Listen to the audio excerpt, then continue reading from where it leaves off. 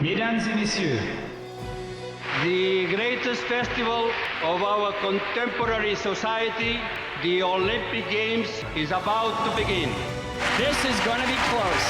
Oh! They're all completely gassed! They've given it everything on the global bucket! Oh, yeah! Go! Oh! Brilliant, brilliant, brilliant. But that is an Olympic championship. Ready? Hello and welcome to another episode of Keep the Flame Alive, the podcast for fans of the Olympics and Paralympics. If you love the games, we are the show for you. Each week we share stories from athletes and people behind the scenes to help you have more fun watching the games. I am your host, Jill Jarris, joined as always by my lovely co-host, Allison Brown. Allison, hello, how are you? Hello, I've been test eventing shoes now. I have a hat. Do not yet have good shoes. Working on it. If anyone has good suggestions for not ugly, but comfortable shoes for a big fat Fred Flintstone foot, please let me know. And we got to get those soon. We only have a week as we record on Wednesday the 10th. It is 1 week before we depart this country to head to France. We have a lot of work to do. All right. Well, let's get to this week's interviews. This week we are talking with paddlers whom we met at the Team USA Media Summit. First off, we have Evy Leibfarth, who is heading to her second Olympics and will be competing in 3 events in Paris: the canoe single, the kayak single, and the kayak cross, which I am very excited about. Canoeist Nevin Harrison won gold in Tokyo at only 19 years old in the 200-meter women's canoe sprint. She is also the first American to win a world championships in canoe sprint. And finally, Michelle Sachser rose in lightweight double sculls. Lightweight rowing is being eliminated from the Olympic program after Paris, so this is Michelle's last go at this class. Michelle competed with Molly Reckford in Tokyo, and the pair are back for Paris. Take a listen to our interviews. I'm so excited about extreme kayak. Oh my gosh, it's going to be amazing. I think that I never really pictured myself doing like a contact sport, but here we are, and it's so much fun. So I'm so excited to show it to the world. Okay, first we're going to have you say your name into the tape. Okay, Evy Leibfarth. Okay. How far is that drop? Okay, so I am actually like super scared of heights. So every time I'm like sitting up top, I'm like looking down and I'm like, oh my God, I'm gonna drop in. Even though I've done it like hundreds of times at this point. So I don't know how tall it is exactly, but enough to scare me. Okay. How do you drop? Do you want to drop flat? Do you want to drop a little angled? Or are you just at the mercy of the just falling? No, so there's a lot of technique to it. You want to land at just a little bit of an angle. Which way? Like pointed down just a little bit. So nose down. Yeah, okay. But just the tiniest bit. You don't want to land flat or else it just like hurts. But you want to land flat enough that, you skip out of it. And there is like, you've gained so much time at the start. You want to land and you already want to have your paddle in the water ready to take a stroke. So you've got to like react so quickly. Does it matter which stroke is first, left or right? It does not. I'd say most girls start with their paddle on the right side. I think just so that we're not all, hitting each other when we're trying to balance it out, but it can be either. But hitting each other is the name of the game, so, don't you just want to, like, jab them? Oh my gosh. Or no? No, not with your paddle. Not with your paddle. So you're not allowed to hit people with your paddle. A lot of people are asking me that, and I think it's so funny because I think that would be like my worst nightmare, like my competitor just like swinging a paddle at my face. Well, you have a point. But yeah, so it's really just you're hitting each other with your boat. So it's boat to boat contact, not boat to body, boat to head, nothing like that. So it's supposed to be like relatively safe, But does that happen incidental contact at any point? Oh, I mean, accidentally, yeah, 100%. It's really hard, when there's 4 girls all like tightly clumped together, someone's gonna get a paddle to the face or something, but it's never on purpose. And how tight is that tight? Oh, it's like tight. Like we are all right next to each other because at the Olympic level, all of these girls, we're all pretty much the same speed in the boat. At that point, it comes down to who has the best strategy and technique. So, for that initial sprint, we're all going to be really, really close together. Paddlers are going to be going over other people's boats, and it's a cluster. So is the strategy based on the course or who the other 3 girls are or how you're feeling today? How do you come up with the strategy? Oh, so it's a mixture of all kinds of things. The biggest thing is kind of like the if-then. So if you're in second place and the first girl goes into the left up, then you're going to go into the right up. Or, follow the girl in front of you, try to knock her out of the way. And it does depend on who the other athletes are. We have some coaches who really study what the other girls are like, how they handle the pressure, all of that. So it's really like a very well-rounded approach to it. How is it trying to navigate the gates while you're virtually elbowing other throwers, paddlers? It's really tricky. So you come into the gate, and if you're first, you're trying to defend. So you're trying to not let anyone touch you. You're trying to just get up and get out of there as fast as you can. If you're coming in second, you're trying to knock that person that's in the gate away from you. So not only are you trying to, paddle up the current to get around the gate, you're also trying to react to other girls hitting you or, try to avoid them. And it's a lot to think about. How much of an advantage do you get being the first one out and then shoved out towards the next one, or is it gate by gate because the current's going to be different? Maybe somebody gets out a little bit better than technique-wise or something. Yeah, so you have a huge advantage if you're like first off of the ramp.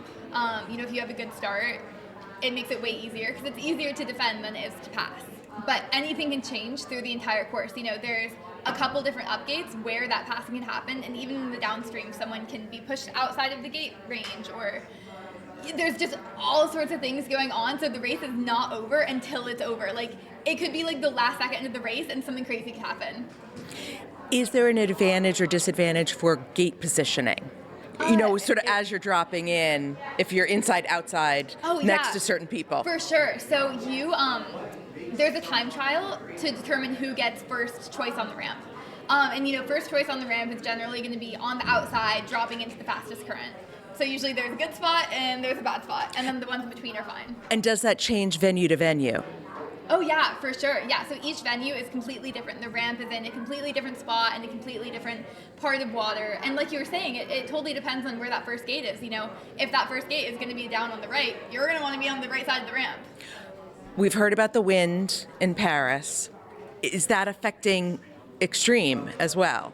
No, actually not so much. I'd say mentally, yes. You're sitting on the ramp and there's this huge windstorm going on outside, and it's a little intimidating, but the gates don't move around because they're actually weighted. They're filled with water, so they don't move so much because you're allowed to hit them in kayak cross. Given how close you are, is there trash talking in extreme kayak? There is not, actually. So I think that one of the hardest parts about extreme is that we're doing it with our friends. Everyone on that ramp with us, they're some of our best friends. And, you're looking at them and, maybe you're making a joke of but it's really we all want each other to do well. So we kind of turn our brains off. We try to just get out ahead. And then as soon as we're past that finish line, we're friends again. And I think that's one of the best parts, but also one of the hardest parts. You never want to be the reason that your friend gets knocked out of an Olympic heat, Now, I was talking before about that panic moment of having to go under. Mm-hmm. How do you train that natural body reaction out of yourself? Just years and years of practice. Yeah. I've been kayaking since I was 3 years old, and I've been learning to roll since I was 4. So it's just it's very ingrained in me, and it's ingrained in all of us. So it's not really something stressful, but it is exciting because a lot can happen when you're upside down, even if it's just for a second. So I think that's a great way for spectators to, kind of add some excitement into it, as if there's already not enough. How banged up does your boat get? Not super banged up because the boats that we use for kayak cross are plastic. So they are very durable. They have to be manufactured. Anyone can buy them. They're not made to order like the normal boats are. So everyone is pretty much paddling one or two of the same boats. Is it at all customized for you, say in the seat or in the skirt or any pieces? Yeah, so the inside of it's customized. Some people prefer a carbon seat, some people prefer a plastic seat, but the actual outside of the boat is almost exactly the same for everyone. Allison, I see a sport maybe we could do. I'm not going under. How often do you have to replace the boat? You could have one for probably 5 years. I replace mine every year because I do have a boat sponsor who, I get to choose my colors. I make them nice and pink and yellow and blue. But yeah, it's a lot easier. Last a while, it's a lot easier when someone else is paying the bill. It so is. And it's a lot of awesome when someone else is paying the bill. I'm not arguing with that. What are you wearing? Okay, so I am wearing It's called a paddling jacket, which keeps all of the water out of my boat, a spray skirt, which actually does way more than spray jacket, and that actually like goes around the cockpit of the boat, so that if you flip upside down, you don't get anything in your boat. And then I have a PFD on, like a life jacket, and then a helmet. And the helmets have to be a little different than the traditional kayaking helmets because they like withstand a lot more impact. They're a lot more intense than the normal helmets are. Are you wearing anything on your feet? No, I'm a barefoot paddler. A lot of people do wear like little socks or shoes, but I like it to be barefoot. I need to be like in shorts and barefoot. I don't know why. No, that's perfect. I'm a barefoot person, so I feel you. Yeah. Oh my gosh. I know, I'm it's like just, we could I'm do- excitement now. I just have excitement. Jeez Louise, what else do we got? But besides you, obviously, who are some of the top people that we should be paying attention to if we've never seen this before? Okay, probably one of the people you should pay attention to is Kimberly Woods. She is the current world champion. She is a paddler from GB, and she's awesome. And then also Jessica Fox, who's Yes. already won medals in kayak and canoe, so she's looking to add a third to her list of medals, and she's really incredible at it. Great paddler to watch. Fully recommend. And we have spoken to Luca Jones before, and like Luca and Jessica, multiple disciplines within kayak. Why is kayak, I don't want to say it's easy to do the multiple disciplines, but is it just, we're all in the boat, so let's just do whatever they tell us to do? Because it feels very different. Oh, it is very different. I'd say that kayak and canoe is a lot more similar than kayak and kayak cross, but the only similarities are that you're going down rapids and you have that base skill of knowing how to paddle and knowing how to roll and knowing how to read the water. I'd say that's a big one. So it does kind of transfer a little bit between, but most of us, we're athletes because we like the excitement and the adrenaline. So why not add another thing to our list and, keep it interesting? Are you an adrenaline junkie in other parts of your life as well, or are you super conservative in other aspects? No, I'd say I'm definitely an adrenaline person. I always like to keep things exciting in, all parts of my life. But, outside of my competitive hiking career, I also do creeking and I do like bigger water stuff. So like waterfalls and that kind of thing. So, so even in the off season, I'm always having that adrenaline, whether it's running rapids or racing. Excellent. Yeah. We're good. Right. Yeah, I know Yeah, you're going to take her away from us. Thank you. That's our card. We will. I'm Nevin Harrison. Okay, paddle rate. How do you get a faster paddle rate? I don't even know how to ask the question, but if your canoe paddle goes into the water too far, that's going to slow you down, right?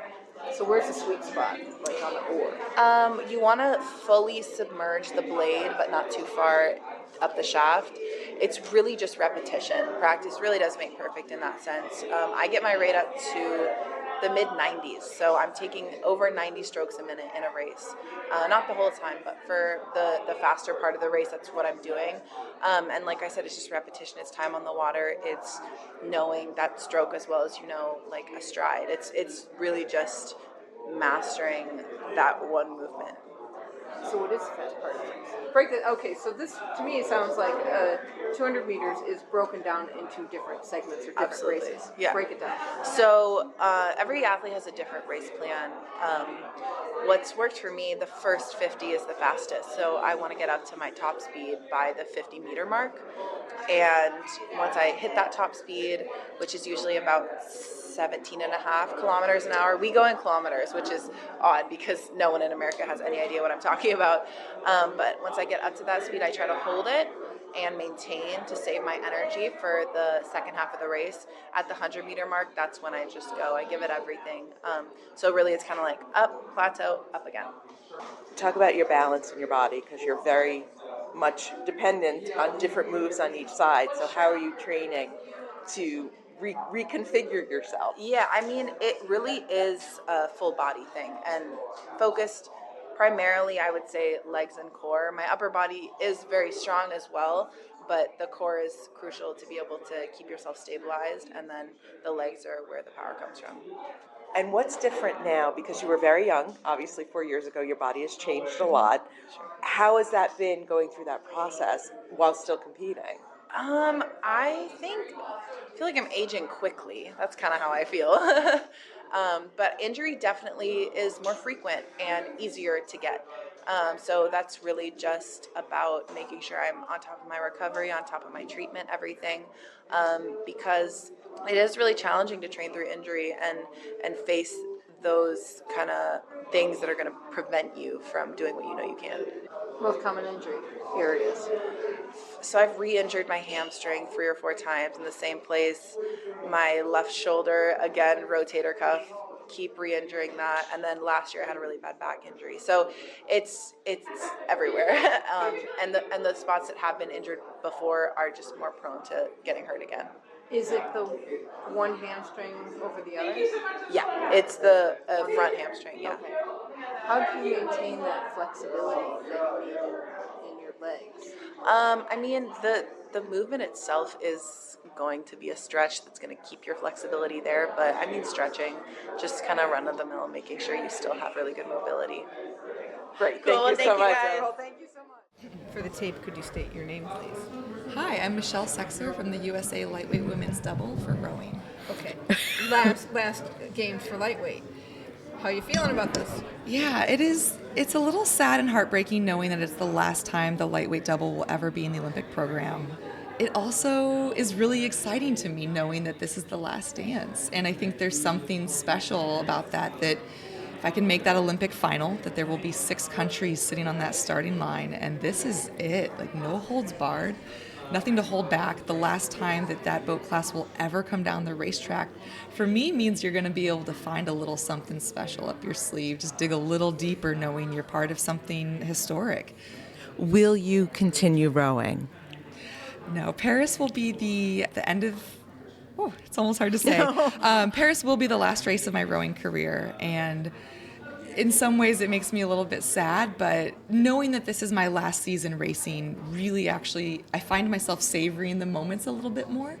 And in the earlier years in my rowing career, I was so focused on the racing, and it's like, no fun shall be had because we must lay in the hotel room and rest our legs and recover. And now, it's my last year, and I found myself really just savoring the special moments along the way that they are a part of the racing. And I think the more you love your sport and appreciate your sport, the better racer you are. But it also it really deepens my love for this sport. So even after World Championships last year, I did a lot of fall season racing, which we typically avoid in the fall because we're really focused on training and building a really well-structured endurance base. But I took the opportunity to race some fun races, the Head of the Charles. There's one up in New York called the Tuxedo Lake Regatta. Mm-hmm. I raced the Fall Speed Order. There's a fun one down on the Cooper in New Jersey called the Gold Cup, which was a 750-meter sprint distance, which is not my wheelhouse. But taking the opportunity to really just race my heart out and enjoy the sport, knowing it won't be here much longer for me. So, have you been to the venue in Paris? I have not yet been to the venue in Paris. They did our Junior World Championships for rowing. Were there last year. And seeing how that played out, the venue is notorious for some tricky waves, a very challenging crosswind. So as rowers, that can be a big challenge for us. And we've been training down on Mercer in Princeton, New Jersey, which also has challenging waves and a very tricky crosswind. So it's really changed my mindset a lot, that when the weather's bad and the wind is really blowing, that this is something I need to be really good at if I'm going to perform well in Paris. So it has been helpful to not have seen it, but really know it. I've reached out to people that have raced there before to help kind of study the wind patterns. And when we talk about marginal gains in rowings, I think being able to handle the tough conditions really makes and breaks who's going to get on the podium or not. So we talked to Christy Wagner, who also talked about the wind in rowing.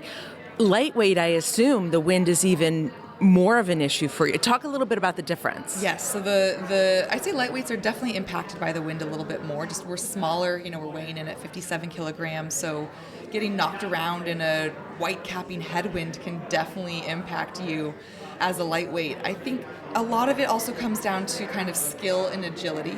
So lightweights typically, not that I want to overstate it, but might have a little bit better technical efficiency going on there, and that can help us maybe manage the waves a little bit better.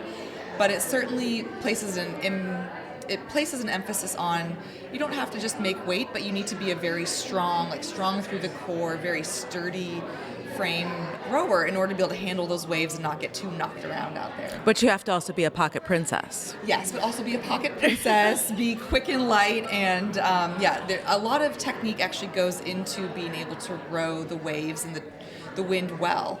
Yeah, it's a tricky combination to manage. How do you do that with a partner? Like, what do you talk about, and how do you get that rhythm when you've got wind that may even be affecting you differently?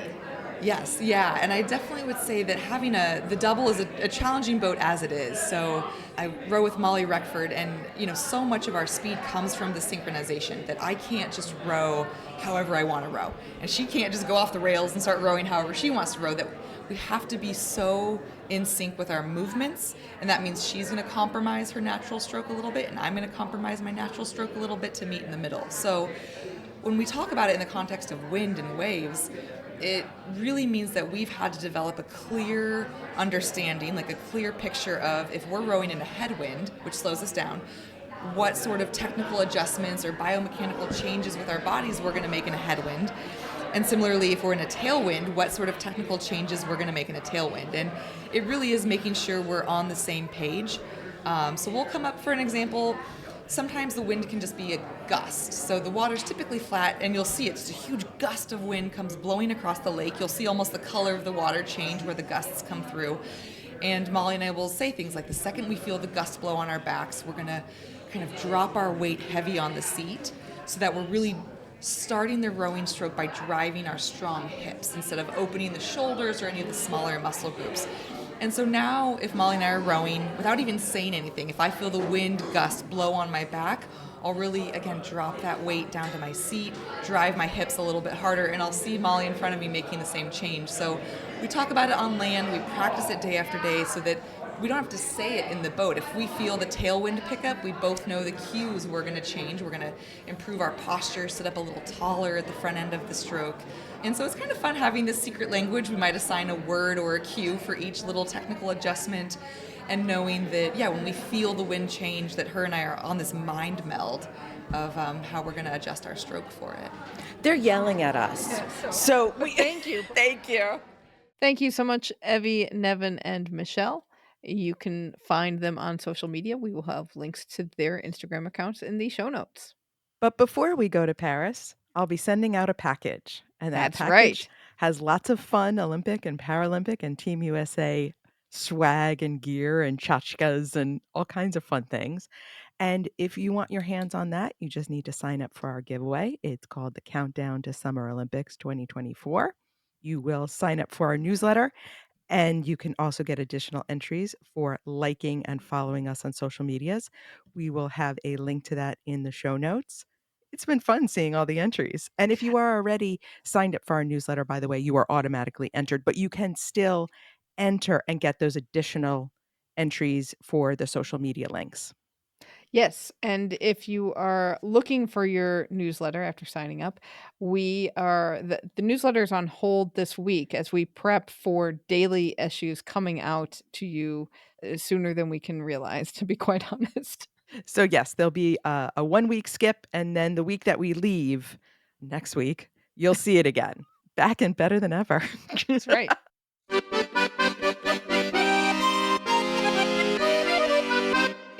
L'aéroport est fermé. I hope the airport will not be fermé. Oh boy. 4 unions for Paris airport workers have called for a strike on July 17th to demand that all staff receive an Olympics bonus, because apparently only some personnel are getting a bonus now, reports Le Monde. Thousands of athletes and 2 podcasters are expected to arrive starting July 18th when the Athletes Village opens. Note to self, next time we don't pick the day to arrive when the Athletes Village opens. Charles de Gaulle also has a new temporary oversized baggage terminal for big gear like kayaks, bikes, and pole vault poles if you are like us and wonder where those things are going in transit. And they may be going nowhere because the workers may be on strike. Let's hope that all works out by the time we arrive. Let's just say that.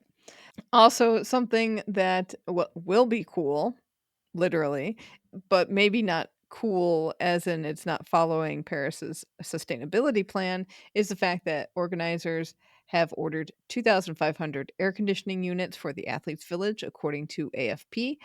This seems to be the number of units requested and ordered. And I couldn't understand from the story whether or not that includes the 9 countries who said that we're bringing air conditioners with us, but it does sound like there are going to be more air conditioners in the village than originally planned. So we'll see how that works out. And I'm very curious to hear. I'd love to meet some athletes who don't have air conditioners and see how how that geothermal cooling system is working. And what's so frustrating is number one, what were the organizers thinking? Honestly. And if they had put in air conditioning, they could have done a much more energy efficient, sustainable process if you had built it into the building instead of basically sticking all these units in post construction. Right. So I'm curious also as to how the final building, once it goes on the market to actual long-term residents, what that will be like in terms of the heating and cooling system. Don't know. Why do Europeans hate air conditioners? I don't know. Because, well, I'm imagine that now, I would say back in the day, but they've traditionally had a lot cooler weather than we have, or we've had more humidity.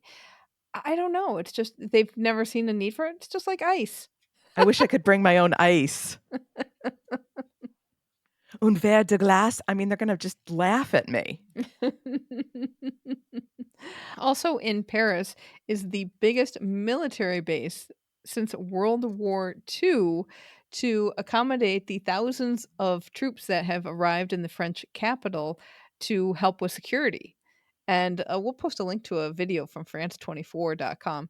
It was pretty interesting to see that they're just all coming in. They have barracks, they have an eating tent, they have showers, and they are ready to protect. And hopefully, there will not be anything to protect against. That they will have nothing to do. That is the goal. Yes, yes.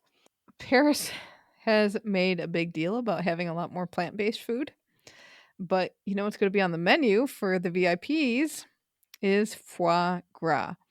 Is on location VIPs packages will include dishes that have foie gras as an ingredient. They won't necessarily be serving whole slabs of foie gras. This has upset animal welfare organizations. So, British based Animal Equity, with the support of other non government organizations, has started a petition to have foie gras removed from the catering menu. On Location's response is that it's an ingredient that will be in total less than 1.1% of the dishes served, but the preliminary numbers suggest that they are serving about 500,000 meals, so that's still potentially a lot of foie gras. This story that was in Le Monde and also includes a quite graphic description of how foie gras is created. So thank you, Le Monde, for that. If you are trying to guess the performers for the opening and closing ceremonies, hope David Guetta is not on your list because he's not going to be there. Yeah, I was really surprised that he came out and said anything. I guess his feelings were really hurt. I think so. Le Monde, along with AFP, are reporting that the DJ has not been provided to perform. He is very shocked at the snub because he is very popular and he's one of the top artists in the world on some of the streaming platforms. But ceremonies director Thomas Joly said, well, quote, I will quote this one because it's fabulous. Quote, what he does as art does not relate to what we want to do, end quote. Good luck, Thomas Joly. So, as always, the performers for the ceremonies are a very closely guarded secret. Joly has said it would be wide-ranging. We could see opera. We could see rap. We could see French touch, which I did not know this. French touch genre is French house music. Oh, I'm there for that. And there could be choirs. There's just not going to be Guetta. Could there be a children's choir? I think we should take the over-under on the children's choir singing Imagine in French. Oh, no. Please, no. On a boat. We have a bunch of fun facts from countries who have been finalizing their teams and they're sending out big announcements about them. So we wanted to share some of the ones with you so you know who to look for, especially if they're not from your country. I'll start with Team USA is going to have a delegate that's 592 athletes. 53% of those will be female, 250 returning Olympians. 3 of them will be at their 5th games. The youngest athlete is gymnast Helzy Rivera. She is 16 years old, but there are also 3 16-year-olds total going to the games. She's just the youngest of them. The oldest is Stefan Peters, who is an equestrian. He's 59. The fun fact for us, looking at what sports every team is going to compete in, the number of sports at Paris ranges greatly depending on what Yeah. country you're talking to. Right. So in the official releases, the French organizer said 32 sports, but then in their own list, we had 45 sports. The Australians said, I think there were 30 something sports, but more than 32. Right. The American says there are 44 sports. So I think it's just, I have to go back and actually, what I'm going to count is the actual pictograms, and that will be our official count. Okay. I Because if like they that. made a pictogram, it's an official separate sport. Because on some list, time trial, road and track cycling are separated, and sometimes it's together. So I'm going to look for separate pictograms, and that's going to be our definitive list. So because we were confused about how many sports were on the Paris program, which I feel really dumb saying, how many sports are on the program? The thing is like 2 weeks away. The event is 2 weeks away, and we cannot come to an agreement about how many sports are on the But Olympic neither program. can Paris, because they said 32, but then they said 45. I mean, that's a big difference. But anyway, of the 329 medal events, there will be an American in 253 of them, which is incredible. And fun facts, there will be at least 6 sets of siblings and 34 dads and 12 moms on Team USA. Team Australia will have 460 athletes. That is the 4th largest ever Australian contingent. They believe they're going to be the 3rd largest team at the games. Their biggest teams are for athletics. They have 75 people there and 44 for swimming. They've qualified athletes in every sport except fencing and handball. And in our gender parity watch, they will have 256 women on the team. That's 55.6%. Women to men. The average age of a Team Australia athlete is 26. Their oldest team member is Shane Rose, who is 51, and he is an equestrian and eventing. Their youngest is 14-year-old skateboarder Arissa True. They have 5 sets of siblings, and 6 athletes will be competing at their 5th games. Incredible. Team Belgium announced. Huge. Yes, a 165 athlete strong delegation. This will be their largest delegation since Amsterdam 1928. Fantastic. Yes. But very surprising. I'd love to do the per capita on that. Oh, yeah, that'd be interesting. Projects for us to do next Olympics. Or maybe when we're stranded at the airport because of the strike. Their team will be 82 men and 83 women, so basically 50-50 split, and they will be in 21 sports. Also, France24.com was reporting on the Afghan team. This is a situation to watch because I'm very curious as to what the NBC commentators will say during the opening ceremony and the Parade of Nations if Afghanistan gets on the screen, because a lot of times, when they'll do like, oh, while we were away at break, we saw X, Y, and Z teams. So for Afghanistan, the National Olympic Committee is largely exiled from the Taliban-run nation.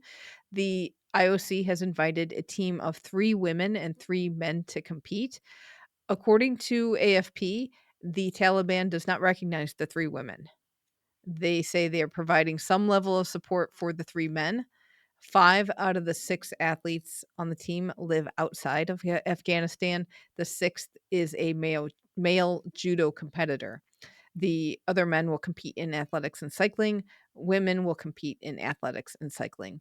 The team is going to use the black, red, and green flag of the former Western backed government, if you're into flag watch like I am. When the Taliban retook power in 2021, they brought back their flag, which is white with black Arabic words that are the Shahada, which is the Islamic declaration of faith.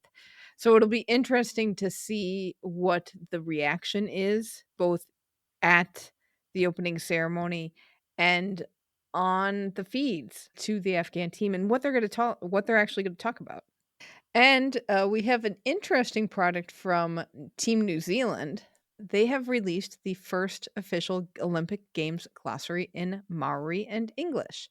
The country has been making efforts to revitalize and normalize the use of Maori in the country. It's a language that was starting to die out, but they really want to make sure it doesn't die out.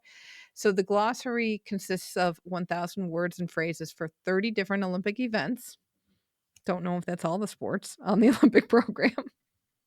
But the glossary helps fill in gaps in contemporary Maori vocabulary, and then there were some words they had to create. So where they had to create words, they used a team of licensed Toi Reo Maori translators, and they created new words that were reviewed and approved by the Maori Language Commission. So we will have a link to that in the show notes, and it's fun to poke through that and see uh, how you speak. I mean, we've been What is trying to learn breaking French. in Yes. Maori? And I don't mean that sarcastically. I mean, like, obviously, I don't know New Zealand history very well. I don't know this issue very well, but dying languages is not unique to New Zealand or to Maori. So what a beautiful project. Mhm. Oh, buongiorno. I have not heard that theme in a long time and did not really expect to hear that theme going for a while, but Milan-Cortina has announced that its ticketing portal is open. Why you're doing this now? They got jealous. It really did feel like a bit of a temper tantrum from Milan-Cortina on this one, because you register on the platform, but no tickets are gonna be available until this winter. They're not doing any draws Right. for several months. So why are you registering now? It's like I feel like you're filling out a form and then somebody on the back end's got some paper and they're gonna write everything down and put you on a list in a big ledger. I mean, maybe they were looking for people are paying attention to the word Olympics.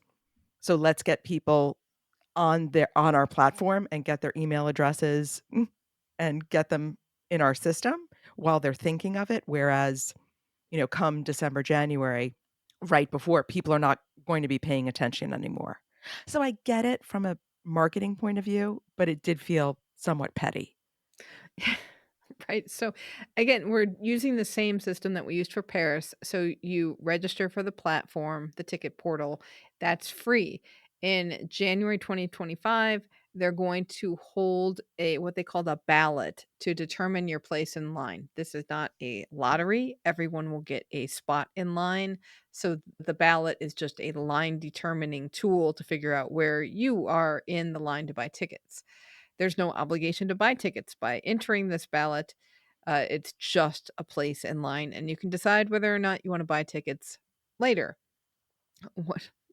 And I mean, seriously, when I think about the ticket buying process for Paris and how that has played out, why bother? Why bother registering unless there are specific things that you really die hard want to have to go to?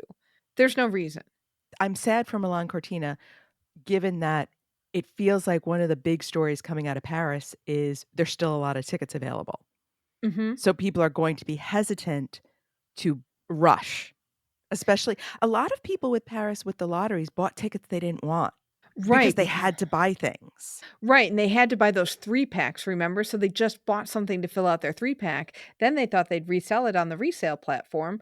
Well, you can't change the price on the resale platform, so Paris keeps dribbling out tickets all the way up to the games. Nobody's looking for resale, and you can't discount your tickets even if you wanted to if you just wanted to get rid of them and would take a hit. You're not allowed to do that. So I'm curious as to how many tickets will be available and if they'll alleviate that, or they'll shorten that 12-hour window to buy. Because it's not like you can go on to the ticket platform a couple hours ahead of an event and go, oh, I have time. I'd like to see an event. No, you'd have to know that 12 hours in advance. So we'll see, like, with the ticket process that's going on in Paris, how that affects people actually even registering for the ticket lottery in Milan. And I'm curious if they'll try to do that 3-pack thing. That I don't think that was a great idea. Now that It was certainly played out. hasn't worked out in the end. People are not happy with getting stuck with tickets that they did not want. And it's not getting, I think the point was, let's get people to go to some of the smaller events, but I don't think they're going to go. I think you're going to end up with some pretty empty venues. I hope not. I hope not. The athletes deserve better, but this was a mistake. Once you've been put into line, you'll get an email with your 48-hour buying window. So that, quote, you can buy the tickets you want with confidence. And then the next step is wait your turn patiently. Until February. Right? And in February 2025, the tickets will go on sale. So then your windows will start opening and you'll be able to buy tickets, general sale. And if you just decide not to buy anything in the lottery, general sales will start April 2025. And then the same process will happen with the Paralympic tickets. The Paralympic tickets will go on sale in March because they're trying to do things a year in advance. But the short answer is just register at Fan26. We'll have the link in the show notes. It can't hurt you. It'll get you some news. It's Milan's answer to Le Club. Why not? Welcome to WWII. It is the time of the show where we check in with our team, Keep the Flame Alive. These are past guests and listeners of the show who make up our citizenship of WWII. Not much is going on. We're getting that dead spot right before the games. Everyone's packing and getting ready for the airport, which they may not get to. Cyclist Samantha Bosco has been named to the U.S. Paracycling team. If you read our book club book by Oksana Masters, she has also been named to the cycling team.